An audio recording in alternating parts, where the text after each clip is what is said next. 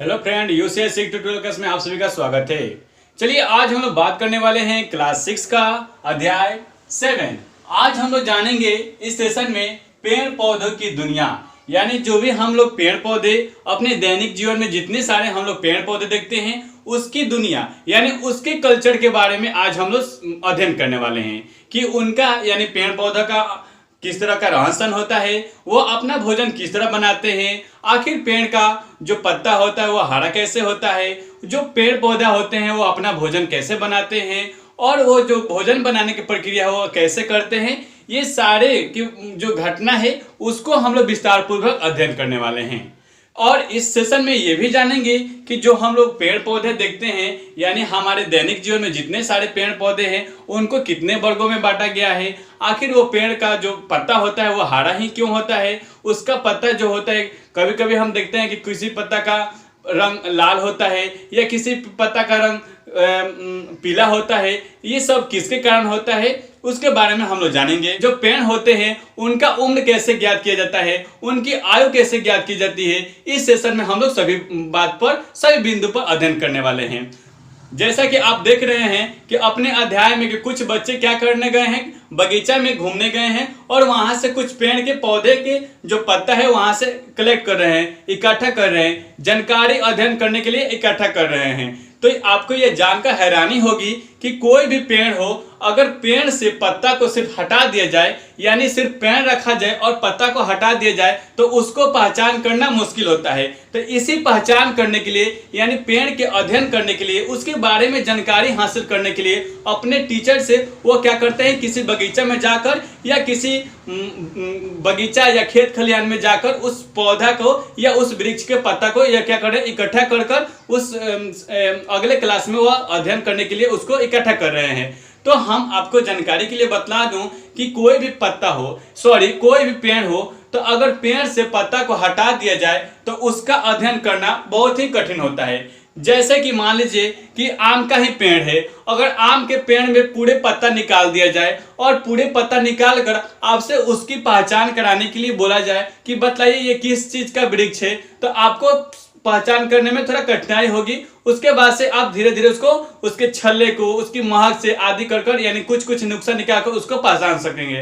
लेकिन अगर वही पेड़ में अगर वह पत्ता लगा होता तो हम लोग आसानी से उसको पहचान लेते कि ये आम का पत्ता है। तो यानी अगर किसी भी पेड़ का पहचान करना हो या किसी भी पेड़ की उसकी कल्चर के बारे में, उसकी विशेषता के बारे में जानना हो तो हम लोग पेड़ यानी उस पेड़ के पत्ती का मुख्य भूमिका होती है।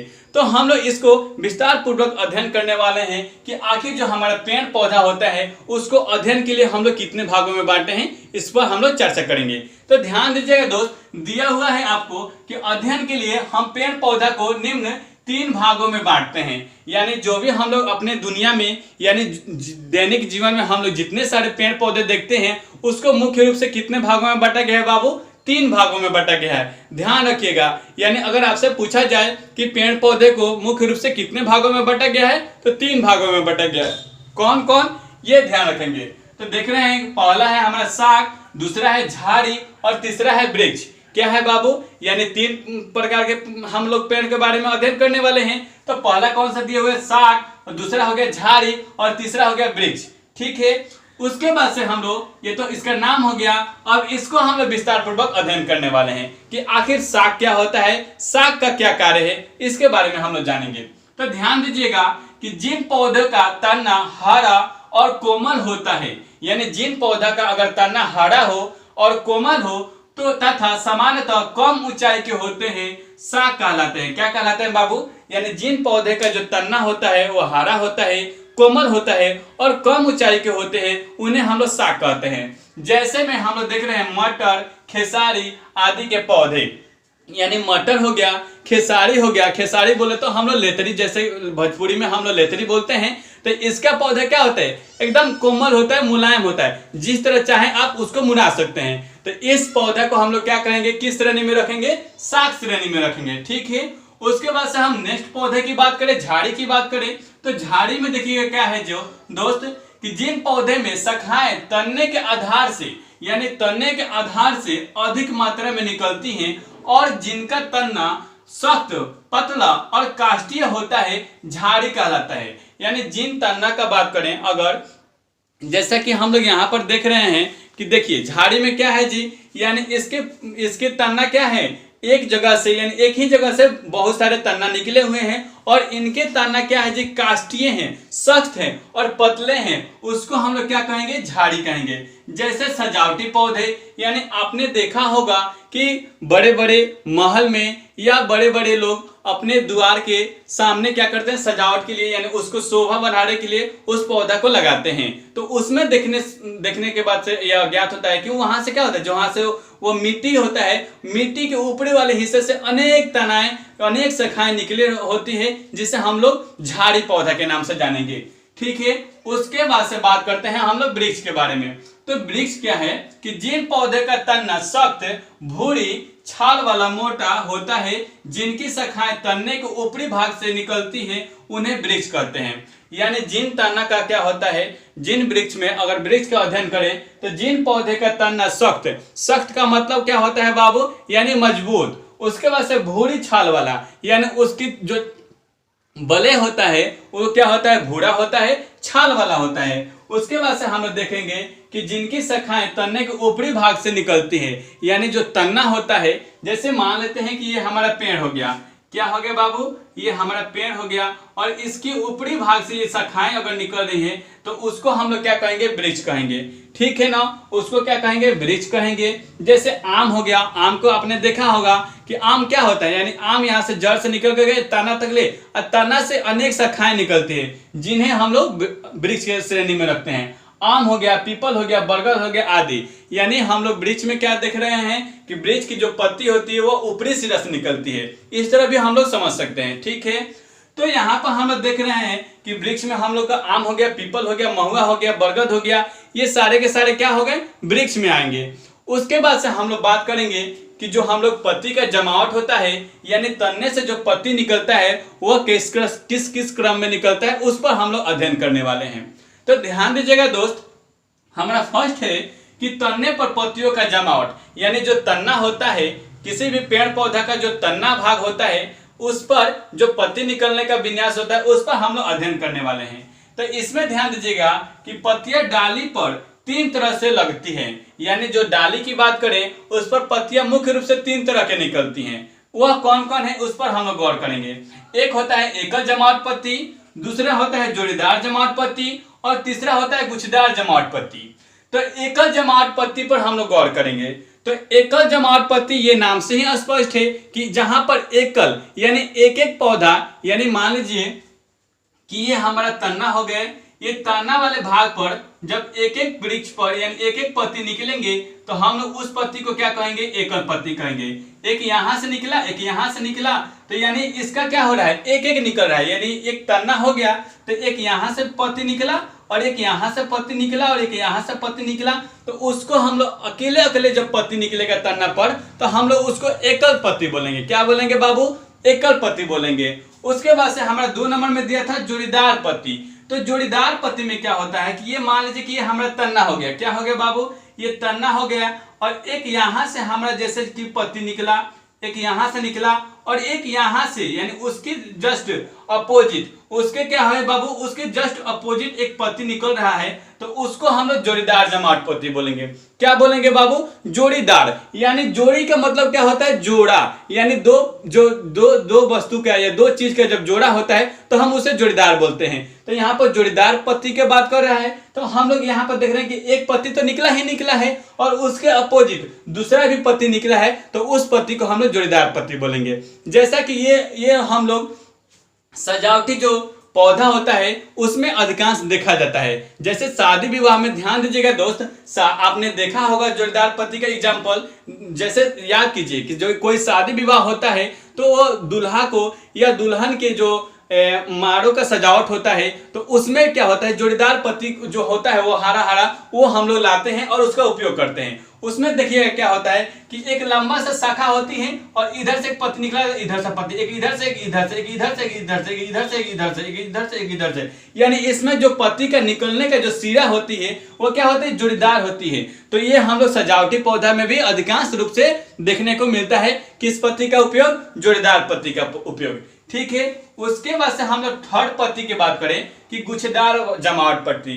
तो गुच्छेदार जमावट पत्ती जो होता है बाबू, ये भी हम लोग अधिकांश सजावटी जो वृक्ष होते हैं जो शोभा के लिए हम लोग अपने द्वार के सामने लगाते हैं या गमले में लगाते हैं, तो वहां पर क्या होता है, जोड़ीदार यानी सॉरी गुच्छेदार पत्ती निकलता है। यानी एक ही जगह से, जैसे मान लीजिए कि ये हमारा तन्ना हो गया, क्या हो गया बाबू, ये हमने गमला में एक पौधा लगाया है और यहां से क्या हुआ कि अनेक पत्तियां निकल रही हैं। क्या हुआ बाबू, अनेक पत्तियां निकल रही हैं, तो उस पत्ती को हम लोग क्या कहेंगे, गुच्छेदार पत्ती, यानी गुच्छा के रूप में निकलना। जैसे कि अंगूर का गुच्छा देखे हैं ना, तो अंगूर में क्या होता है, एक ही जगह से ढेर सारा अंगूर लगा रहता है। तो उसी तरह इस पत्ती को भी समझिएगा कि इसमें क्या होता है, एक तना रहता है और उसके ऊपरी वाले हिस्सा से अनेक पत्तियां निकल रहती है। तो उस पत्ती को हम लोग क्या कहेंगे, यानी उस जमावट को क्या कहेंगे, गुच्छेदार जमावट पत्ती।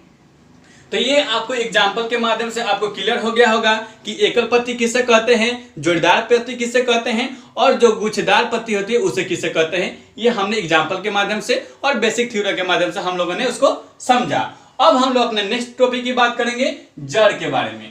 तो ये ध्यान रखेंगे कि कोई भी पेड़ पौधा हो उसको यानी उसकी वृद्धि और विकास यानी जो जीवन संरचना उसको प्रदान करती है उसमें मुख्य रूप से उसका किसका भूमिका होती है, जड़ का होता है। तो यहाँ पर देखिएगा कि किसी पेड़ या पौधे के वृद्धि तथा विकास में मुख्य रूप भूमिका जड़ की होती है। जैसे कि जड़ मिट्टी को मजबूती से पकड़कर पौधा को खड़ा रहने में मदद करता है या मिट्टी में उपस्थित खनिज लवण को अवशोषित करती है। जड़ें मिट्टी को बांधती है तथा मिट्टी के कटाव को रोकती है। कुछ पौधे में जड़ें भोजन का संग्रह भी होता है। यानी यहाँ पर हम लोग जड़ की जब बात करें तो जड़ क्या है जी, जड़ मुख्य रूप से दो प्रकार के होते हैं। यह भी बात ध्यान रखिएगा कि जड़ के अगर प्रकार की बात करें तो जड़ कितने प्रकार के होते हैं, जड़ मुख्य रूप से दो प्रकार के होते हैं। एक होता है हमारा बाबू मूसला जड़ और दूसरा होता है झांखड़ा या रेशेदार जड़। ठीक है ना। तो हम लोग थोड़ा सा पहले जड़ के बारे में बात कर लें। तो यहाँ पर हम लोग देख रहे हैं कि जड़ में जो हमारा जड़ होता है वो पौधे को क्या करता है, नीचे से नीचे जो जड़ होता है यानी किसी भी पेड़ पौधा का जो निचले हिस्सा होता है उसको हम लोग जड़ कहते हैं। तो वह क्या करता है, यानी जमीन से खनिज लवण जल अवशोषित कर तन्ना के माध्यम से पत्ती को भेजता है वह भोजन बनाने के लिए। ठीक है ना। और हम लोग ध्यान रखेंगे कि जो हमारा जड़ होता है वह क्या करता है, भोजन संग्रह करने में भी मदद करता है। जैसे कि हम लोग जानते हैं कि जो हमारा दलहनी फसल होती हैं, क्या होते हैं बाबू, दलहनी फसल होती हैं, तो वह उसमें क्या करता है, नाइट्रोजन को संग्रह कर रखता है। इससे क्या होता है कि अगर किसानों को देखिए बाबू, किसानों को क्यों फसल चक्र अपनाने के लिए कहा जाता है। हम थोड़ा सा आपकी जानकारी के लिए बतला दूं कि जो हमारा दलहनी फसल होते हैं उनके जड़ में नाइट्रोजियम नामक एक जीवाणु होता है जिसको वो संग्रहित कर रखते हैं। क्योंकि भारत की मिट्टी में क्या होता है, नाइट्रोजन की मात्रा कमी होती है, तो उसको नाइट्रोजन को क्या करते हैं, संग्रहित कर रखते हैं, जिससे किसानों को सलाह दी जाती है कि वह फसल चक्र को अपनाएं। यानी फसल चक्र का मतलब क्या है, यानी एक ही प्रकार का खेती उस भूमि पर नहीं की जाए, उस पर अनेक अनेक प्रकार की खेती की जाए। जैसे कभी दलहनी फसल उगा दी जाए, कभी धान उगा दी जाए, कभी मक्का उगा दी जाए। इससे क्या होगा कि आपकी जो फसल होगी वो भी अच्छा होगी और जो मिट्टी है उसकी उर्वरक शक्ति क्या होगी, बरकरार रहेगी। तो ये जो दलहनी फसल होते हैं वो भोजन संग्रह किस रूप में कर रहे हैं, यानी वायु से क्या कर रहे हैं बाबू, वातावरण यानी इन्वायरमेंट से नाइट्रोजन को अवशोषित कर अपने जड़ में रहकर उस भूमि में क्या कर रहे हैं, नाइट्रोजन की मात्रा को बरकरार रख रहे हैं। तो यहाँ पर हमारा जड़ हो गया ना उपयोगी। उसके बाद से हम लोग देख रहे हैं कि जड़ें मिट्टी को बांधती है। क्या करती है बाबू, जड़ें जो है मिट्टी को बांधती है और कटाव को रोकती है। ध्यान दीजिएगा, आपको ये जो हम लोग पेड़ पौधा की बात करें तो इसको अधिकांशतः नदी या तालाबों के किनारे लगाया जाता है। ऐसा क्यों? क्योंकि इनके जड़ें क्या करती है, मिट्टी को मजबूती से पकड़कर बांधे रहती है और ये कटाव को रोके रहती है, यानी कटाव नहीं होने देती है। कटाव अगर वहां पर पेड़ पौधा नहीं रहे, घास झाड़ी नहीं रहे, तो इस तरह क्या होगा, मिट्टी क्या हो जाएगी, अधिक मात्रा में कट कर दूसरे जगह चले जाएगा। तो इसको रोकने के लिए सरकार के माध्यम से, केंद्र सरकार या राज्य सरकार के माध्यम से उस जगह पर क्या किया जाता है, वृक्षारोपण किया जाता है। और एक बात हम बतला दूं कि आपको जानकारी के लिए एक और बात बतला दूं कि जो हम लोग यात्रा करते हैं तो वो रोड यानी सड़क के किनारे जो वृक्ष लगाया जाता है, वृक्ष रोपण किया जाता है, उसका क्या भूमिका होती है। आपको जानकर हैरानी होगी कि उसका भूमिका हमारे दैनिक जीवन में बहुत ही लाभकारी है। जो वृक्ष लगे होते हैं सड़क के किनारे, तो वह वायु प्रदूषण को रोकने में मदद करते हैं, वायु प्रदूषण को रोकने में मदद करते हैं और साथ ही साथ क्या करते हैं, ध्वनि प्रदूषण को भी रोकने में मदद करते हैं। अब जरा सोचिए कि वो ध्वनि प्रदूषण रोकने में कैसे मदद करते होंगे।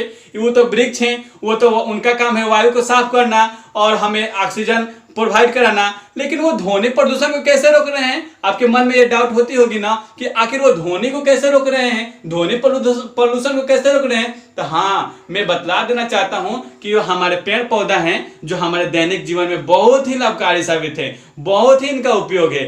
जो पेड़ पौधे सड़क के किनारे लगे होते हैं वो ध्वनि प्रदूषण को रोकने में भी मदद करते हैं। यानी जो हम लोग से यात्रा करते हैं तो वो जो हॉर्न होता है, जो गाड़ी का हॉर्न होता है, तो उसको रोकने की मदद करते हैं, यानी वहीं पर टकराकर उसी जगह पर वो रोक देते हैं। तो ये हमारा हुआ ना मदद, यानी ध्वनि प्रदूषण रोकने में मदद हुआ ना। तो इस तरह हम लोग इस जानकारी के लिए हम लोग ज्ञात कर लिए।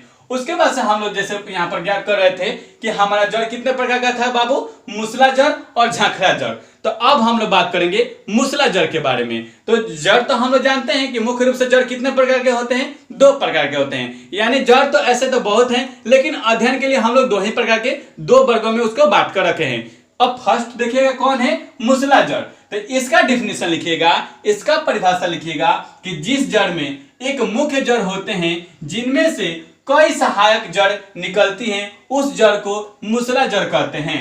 जैसे पीपल, बरगद, आम इत्यादि वृक्षों में देखा गया है कि ये सब क्या होते हैं, उसमें से एक मुख्य जड़ निकलता है। क्या निकलता है बाबू, एक मुख्य जड़ निकलता है और उनसे अनेक शाखाएं निकलती हैं, यानी उनसे जो मोटा जो मूसला जड़ होता है और उसके आइट साइड में अनेक छोटे छोटे जड़ निकलते हैं, उसे हम लोग क्या कहेंगे, मूसला जड़ कहेंगे। जैसे यहाँ पर फिगर के माध्यम से देखिए मूसला जड़ का एक बीच वाला निकला हुआ है, ये मोटा सा है और इसमें अनेक अलग अलग छोटा छोटा जड़ निकले हुए हैं, वो सहायक जड़ है। तो ये हमारा मूसला जड़ का उदाहरण हो गया। ये इसी बगल में है हमारा रेशेदार या झांखरा जड़। तो इसका डिफिनेशन देखिएगा, तो इसमें दिया हुआ है कि जिस जड़ में कोई मुख्य जड़ नहीं होता, झांखरा जड़ में क्या होता है बाबू, यानी जिस जड़ में कोई मुख्य जड़ नहीं होता बल्कि सभी जड़ें एक ही स्थान से, क्या है बाबू, यानी सभी जड़ें जो हैं एक ही स्थान से निकलती हैं, उस जड़ को झांखरा जड़ या रेशेदार जड़ कहते हैं। जैसे हम लोग धनिया, गेहूं, धान, मक्का इत्यादि में हम लोग देखते हैं, ये सब पौधा को जब उखाड़िएगा, धनिया को देखिएगा उखाड़िएगा ना, तो उसके एक ही स्थान से अनेक जड़ें निकले रहते हैं।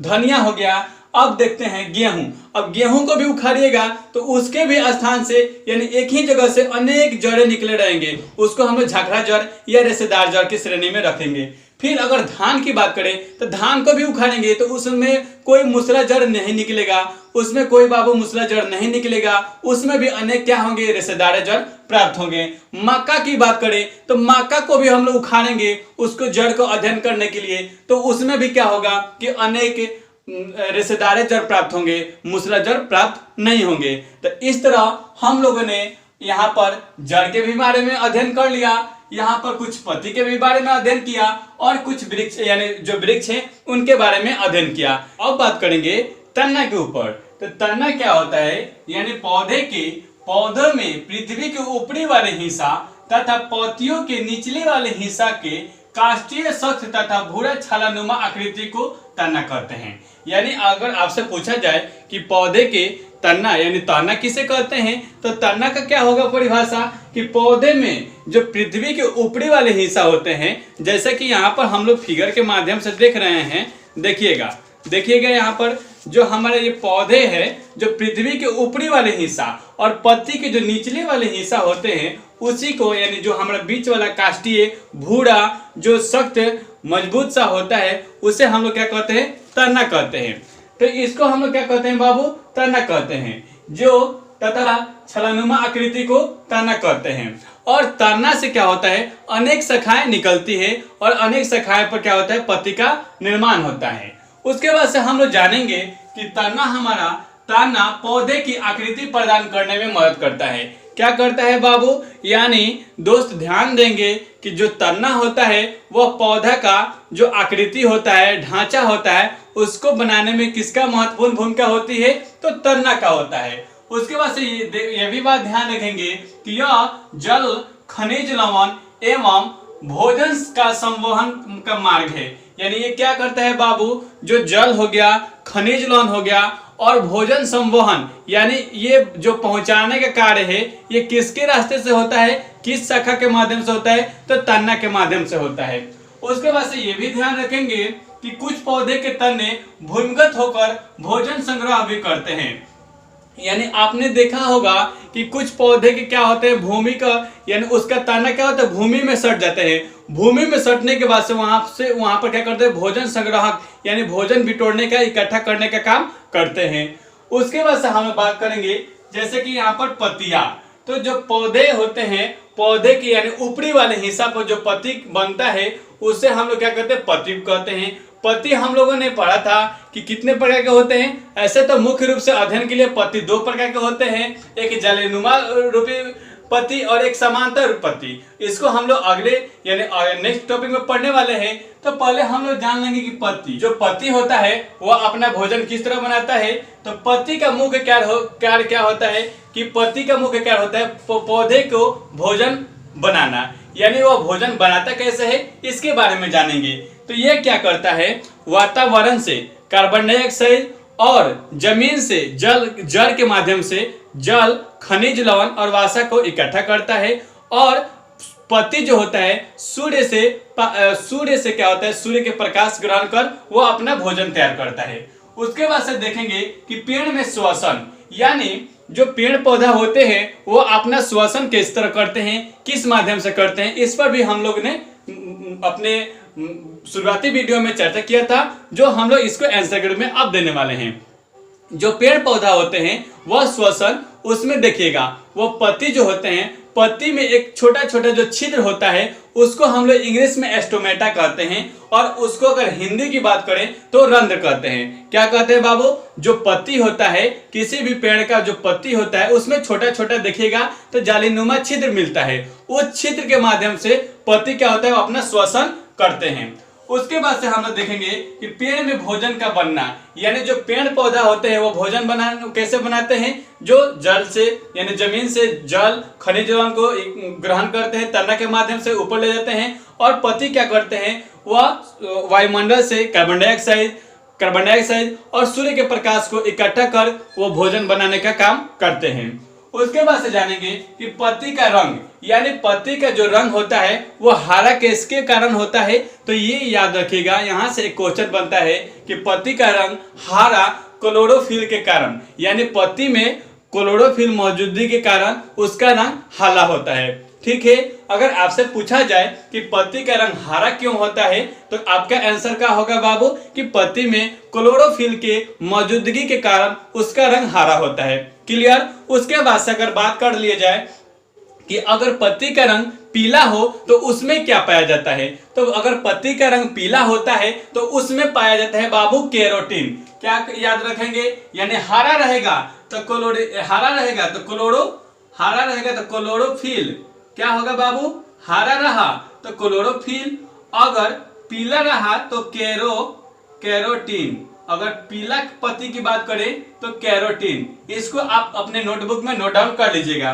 ठीक है, उसके बाद से हम लोग जानेंगे कि पेड़ पौधा का जीवन काल। बहुत ही रोचक सवाल है और बहुत ही इंटरेस्टिंग सवाल है कि आखिर पेड़ पौधा का भी जीवन काल कैसे आंका जाता है। तो इसका यहां से भी एक क्वेश्चन बनता है कि पेड़ पौधा का जीवन काल उसके वलय यानी उसके छल्ले की जो होते हैं, छल्ले जो रिंग होता है उसको गिनकर उसकी जीवन काल को हम लोग आंकते हैं कि ये पेड़ का इतना जीवन काल हो गया। जैसे मान लीजिए कि आम का ही आपने पेड़ काटा, ये हमारा हो गया आम का पेड़ कट गया है और उसमें एकदम जो ये रिंग बना होता है, वो जो छल्ला बना होता है, उसी के आकृति को गिन कर उसका क्या करते हैं हम लोग, उसका ईयर यानी साल निकाल लेते हैं कि वह कितना साल का वृक्ष होगा।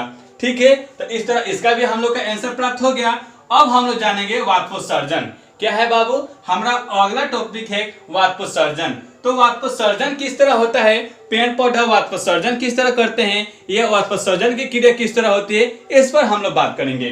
तो ये वाष्पोत्सर्जन नाम से ही स्पष्ट है कि जल का क्या हो रहा है, वाष्पोत्सर्जन हो रहा है, यानी वाष्प हो रहा है, यानी वह वाष्प यानी छोटे छोटे बूंद छिद्र के रूप में क्या होता है, वाष्पीकृत हो जाने की क्रिया को ही वाष्पोत्सर्जन कहेंगे। लेकिन यहाँ पर हम लोग देख रहे हैं कि जब पेड़ पौधा अपने आवश्यकता से अधिक जल अवशोषित कर लेते हैं, क्या कर लेते हैं बाबू, यानी मान लीजिए कि कोई पेड़ हो गया या पौधा हो गया, वो क्या करते हैं अपने आवश्यकता से अधिक, यानी जितना खाना बनाना है या जितना अपने आवश्यकता अनुसार जल रखना है, अगर उससे अधिक अगर वह अवशोषित कर लेते हैं तो इसको ये क्या करते हैं, वाष्पोत्सर्जन के माध्यम से इन्वायरमेंट में छोड़ देते हैं, जिससे क्या होता है, ये वाष्पोत्सर्जन की क्रिया संपन्न होती है। तो यहाँ पर देखते हैं कि अवशोषित कर लेते हैं और ये छोटे छोटे बूंदे के रूप में वायुमंडल में छोड़ देते हैं, जिससे हम लोग वाष्पोत्सर्जन कहते हैं। जैसे कि यहाँ पर हम लोग वाष्पोत्सर्जन की अगर क्रिया देखना हो कि आखिर पेड़ पौधा वाष्पोत्सर्जन की क्रिया किस तरह करते हैं, तो देखिए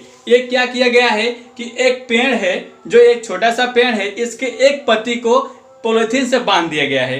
पॉलीथीन से बांधने के बाद से इसको अच्छी तरह से पॉलीथीन से बांध देंगे और उसको क्या करेंगे, सूर्य के जब प्रकाश होगा तो उस पॉलीथीन की जो सतह होगी उस पर क्या होगा, छोटा छोटा आपको जो हमारा जल होता है उसका बूंद दिखाई देगा।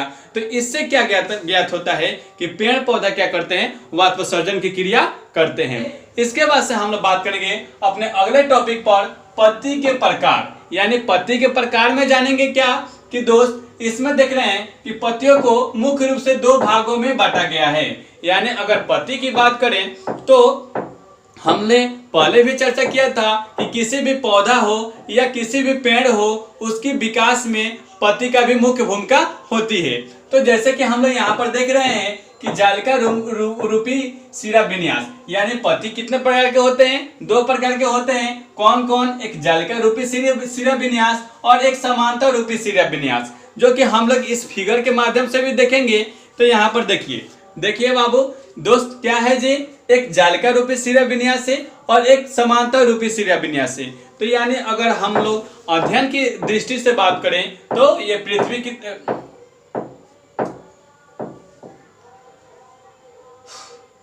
अगर हम लोग पत्ती को अध्ययन की दृष्टि से बात करें तो यह मुख्य रूप से दो भागों में बांटा गया है। कौन कौन है हमारा, एक है हमारा जालिका रूपी शिरा विन्यास और दूसरा है समांतर रूपी शिरा विन्यास। अब हम लोग बात करेंगे जालिका रूपी शिरा विन्यास में। तो इसमें क्या होगा फ्रेंड, देखिएगा, जिस पौधे का पत्ती जालिका रूपी होता है, यानी जालिका रूपी मतलब क्या, जालिका यानी जाली नुमा रूपी होता है, उसमें जालिका रूपी शिरा विन्यास कहते हैं। यानी उस पत्ती को क्या कहेंगे, जालिका रूपी शिरा विन्यास कहेंगे। जैसे हो गया पीपल हो गया और बरगद हो गया, महुआ हो गया आदि। यानी हम लोग जालिका रूपी कैसे देख पाएंगे, तो बरगद हो गया या पीपल हो गया, कभी आप इसको सड़ते हुए यानी अपघटन होते हुए देखा होगा, तो इसमें जो अपघटन होता है तो उसका सिर्फ जाली नुमा ही संरचना देखने को मिलता है, और भाग क्या होते हैं, सड़ जाते हैं, यानी मिट्टी में उसका अपरदन हो जाता है। तो वो जो उसको संरचना आराम से उठाएंगे तो वो क्या होगा, जाली नुमा संरचना आपको देखने को मिलेगा। उसके बाद से अगर हम सेकेंड पत्ती की बात करें तो समांतर रूपी शिरा विन्यास। तो इसमें क्या होता है, समांतर रूपी शिरा विन्यास में क्या होता है कि जिस पौधे का पत्ती समांतर शिरा विन्यास में होती है, यानी जिस पौधे का अगर पत्ती की बात करें अगर उसका समांतर शिरा विन्यास में होती है, उसे समांतर रूपी शिरा विन्यास कहते हैं। जैसे धान, गेहूं, मक्का आदि के जो पत्ता होता है वो उसमें कौन सा शिरा विन्यास पाया जाता है, तो समांतर शिरा विन्यास पाया जाता है। यानी मान लीजिए कि हम लोग धान की ही बात किया जाए तो धान का जो पत्ता होता है तो उसमें जो सिरा बनती है वो समांतर यानी एक लाइन में बनती है, एक रो में बनती है, तो उस सिरा विन्यास को हम लोग समांतर सिरा विन्यास कहेंगे। जैसा कि यहाँ पर देख लीजिए, ये दिया हुआ है समांतर सिरा विन्यास की एक पत्ती दिया हुआ है, जो कि देखिए इसमें क्या है जी, समांतर यानी एक समान में क्या है जी, उसकी सिराएं जो है वो लगी हुई हैं। तो इस विन्यास को हम लोग समांतर सिरा विन्यास कहेंगे। उसके बाद से हम लोग एक बात करेंगे जालिका रूपी सिरा विन्यास में। तो जालिका रूपी में जो जालिका रूपी पत्ती होता है उसके पौधे में जड़ें मूसला जड़ पाई जाती हैं। यानी जालिका रूपी पत्ती की बात करे जाए कि जालिका रूपी अगर पत्ती में कौन सा जड़ पाया जाता है तो मूसला जड़ पाया जाता है। यानी मूसला जड़ जो होता है उसमें उस पत्ती का कौन सा भाग पाया जाता है तो जालिका रूपी पत्ती। ठीक है। उसके बाद से हम लोग बात कर रहे हैं समांतर सिरा विन्यास में। तो इसमें क्या होता है, समांतर रूपी पत्ती में यानी समांतर रूपी सिरा विन्यास के जो पत्ती होता है उसमें जड़ें झांखड़ा जड़ होती हैं। उसमें कौन सा जड़ होता है बाबू, झांखड़ा जड़ होता है। जैसे धान हो गया, गेहूं हो गया, तो ये सब इनका जड़ जो होता है झांखड़ा जड़ होता है, और इनका जो पत्ती का विन्यास होता है वह समांतर सिरा विन्यास होता है। ठीक है। तो यहाँ से भी हम लोग का क्लियर हो जाएगा। उसके बाद से हम लोग बात करेंगे अपना बीज, यानी हमारा लास्ट टॉपिक क्या है जी, बीज के बारे में। तो हम लोग जानते हैं कि बीज को अध्ययन के लिए दो भागों में बांटा गया है। यानी अगर बीज की भी बात करें तो अध्ययन के लिए हम लोग इसको दो भागों में बांटते हैं। एक है हमारा एक बीजपत्री और दूसरा है द्विबीजपत्री। तो एक बीजपत्री के पहले हम लोग बात कर लेंगे कि आखिर उस बीज को एक बीजपत्री क्यों कहेंगे और उसका क्या नेचर है। तो एक बीजपत्री उसको क्या होता है, यानी उसकी पहचान करने के लिए क्या करते हैं हम लोग, उसे नमी में थोड़ा नमी युक्त में फुला देते हैं। फुलाने के बाद से जब उसका जब छिल्ला यानी छिलका जब हटाएंगे तो उसमें अगर एक बीज है तो उसको हम लोग एक बीजपत्री बोलेंगे। अगर छिलका हटाने के बाद से अगर उसमें सिर्फ एक ही बीजपत्री मिल रहा है तो उसे हम लोग एक बीजपत्री बोलेंगे। अगर दूसरे सेम हो गया, अरहर हो गया, मटर हो गया, चना हो गया, अगर हम उसको फुलाएं और उसमें छिलका हटाने पर, उसका छल्ला हटाने पर उसमें दो पत्र मिल रहा है, दो बीज पत्र मिल रहा है, तो उसे हम लोग दो बीजपत्री कहेंगे। तो इस तरह हम लोग जान लिए कि बीज भी कितने प्रकार के होते हैं, दो प्रकार के होते हैं। कौन कौन, एक बीजपत्री और दूसरा कौन होता है, दो बीजपत्री। तो एक बीजपत्री में एग्जाम्पल में हम लोग ले लेंगे, जैसे धान हो गया, मक्का हो गया, गेहूं हो गया, ये सब क्या है, एक बीजपत्री के उदाहरण हैं। और द्विबीजपत्री की अगर बात करें तो सेम हो गया, अरहर हो गया, मसूर हो गया, राजमा हो गया, मटर हो गया, ये सब क्या है जी, द्विबीजपत्री के उदाहरण है। यहाँ पर आपको एक सारणी दिया हुआ है, एक तालिका दिया हुआ है, आपको उसको क्या करना है, उसको पूरा कर लेना है। यहाँ पर हम लोग देख रहे हैं कि दिया हुआ है तालिका 7.6, इसको हम समझा देते हैं, आप बना लीजिएगा। दिया हुआ है यहाँ पर क्रम संख्या दे दिया हुआ है, उसके बाद से दिया हुआ है पेड़ पौधे का नाम, यानी पेड़ पौधे का नाम दे दिया है कि आप इसमें, जैसे कि हम मान लेंगे एक हमने एग्जाम्पल लिया आम, और आम में देख रहे हैं कि मूसला या झांखड़ा जड़, यानी आम में जो जड़ पाया जाता है वो कौन सा जड़ है, मूसला जड़ है कि झांखड़ा जड़ है। उसके बाद से देख रहे हैं पत्ती का विन्यास, यानी जलदार पत्ती है कि समांतर पत्ती है। तो यहाँ पर देख रहे हैं, उसके बाद से दिए हुए बीज पत्रों की संख्या, एक बीजपत्री है कि दो बीजपत्री है, यहाँ पर उसको भी भरना है। तो जैसे यहाँ पर आम ले लिया है, आप अन्य पौधे के भी नाम लिखकर उसकी विशेषता को लिख सकते हैं। जैसे यहाँ पर आम ले लिया है हमने, चलिए यहाँ पर हमने मान लिया पीपल, तो पीपल ले लिए, तो पीपल में भी क्या होता है, मूसला जड़ ही पाया जाता है। और इसका पत्ती का विन्यास है वो कौन सा विन्यास हो जाएगा, तो जालीनुमा विन्यास हो जाएगा। क्या हो जाएगा बाबू, जालीनुमा विन्यास होगा, क्योंकि हम जानते हैं कि जिस पेड़ का अगर उस जड़ मूसला जड़ हो तो उसका जो पत्ती का विन्यास होगा वह जालीनुमा विन्यास होगा। ठीक है ना। अगर जिस पेड़ का अगर जड़ झांखड़ा हो तो उसका जो पत्ती का विन्यास होगा वह समांतर विन्यास होगा। यहाँ से भी हम लोग क्लियर कर लेंगे। और यहाँ पर बीज पत्रों की संख्या दे रहा है, तो हमने यहाँ पर पीपल लिया था, तो पीपल में क्या होता है, दो बीजपत्री पाया जाता है। अगर हम लोग यहाँ पर चलिए मान लेते हैं गेहूँ, तो गेहूं के हो जाएगा, तो गेहूं में यहाँ पर कौन सा जड़ हो जाएगा, झांखड़ा जड़ हो जाएगा। और विन्यास की बात करें तो समांतर हो जाएगा, और बीजपत्री की बात करें तो एक बीजपत्री हो जाएगा। तो यानी अनेक यहाँ पर पौधे के नाम लिखकर और उसका मूसला जड़ या झांखड़ा जड़ बतला देना है आपको, और पत्ती का विन्यास भी बतला देना है, और बीज पत्रों की संख्या बतला देना है। और इस तरह ऐसे बहुत सारे तालिका दिए हुए हैं। जैसे कि यहाँ पर 7.5 की बात करें तो बीज का नाम और एक बीजपत्री द्विबीजपत्री आपको बतलाना है। तो बीज का यहाँ पर सिर्फ नाम लिखना है और उसको बतलाना है कि एक बीजपत्री है कि द्विबीजपत्री है। जैसे कि हमने मान लिया कि चना है तो चना क्या हो जाएगा, द्विबीजपत्री हो जाएगा। मक्का है तो मक्का कौन सा बीजपत्री है, एक बीजपत्री है। तो इस सारणी को भी हम लोग कंप्लीट कर सकते हैं। उसके बाद से हम लोग देख रहे हैं तालिका 7.4 में, तो इसमें भी दिया हुआ है कि जलदार विन्यास और समांतर विन्यास, यानी किसमें कौन से पत्ती में जलदार विन्यास होता है और कौन से पत्ती में जलदार विन्यास समांतर विन्यास होता है, उसको आपको दिखाना है। तो यहाँ पर जलदार विन्यास की बात करें तो पीपल हो गया, आम हो गया, महुआ हो गया, नीम हो गया, ये सारे के सारे पत्ती में क्या होते हैं, जालीदार विन्यास होते हैं, जालीनुमा संरचना होती है। और समांतर विन्यास की बात करें तो गेहूं हो गया, धान हो गया, मक्का हो गया, धनिया हो गया, ये सब क्या है जी, समांतर सिरा विन्यास हो गया। तो यहाँ पर उसको भी हम लोग पूरा कर सकते हैं। उसके बाद से फिर अगला तालिका की बात करें तो यहाँ पर आपको जड़ के बारे में दिया हुआ है, जो कि हमने जड़ पढ़ा था। एक समांतर जड़ होता है, एक झाकड़ा जड़ होता है, एक मूसला जड़ होता है। तो यहाँ पर जड़ के बारे में बतलाना है आपको कि कौन सा पौधा का झखरा जड़ है और कौन सा पौधा का मूसला जड़ है, सिर्फ यहाँ पर उसके नाम लिखना है। क्लियर। तो इस तरह हम लोगों ने अपने अध्याय 7 को सारे थ्योरम पर हम लोगों ने चर्चा किया, उसके सभी इंपॉर्टेंट फैक्ट पर हम लोगों ने बात किया। अगर आप अभी तक हमारे चैनल को सब्सक्राइब नहीं किए हैं या आप इस वीडियो को पहली बार देख रहे हैं तो प्लीज़ इस वीडियो को लाइक कीजिए और अपने से दोस्तों के पास अधिक से अधिक शेयर कीजिए, क्योंकि इस चैनल पर क्लास 6 से लेकर 12 तक सही विषय को अच्छी तरह से पढ़ाया जाता है। धन्यवाद दोस्तों, आपको हमारे साथ बने रहने के लिए और इस वीडियो को फुल वॉच करने के लिए। Thank you.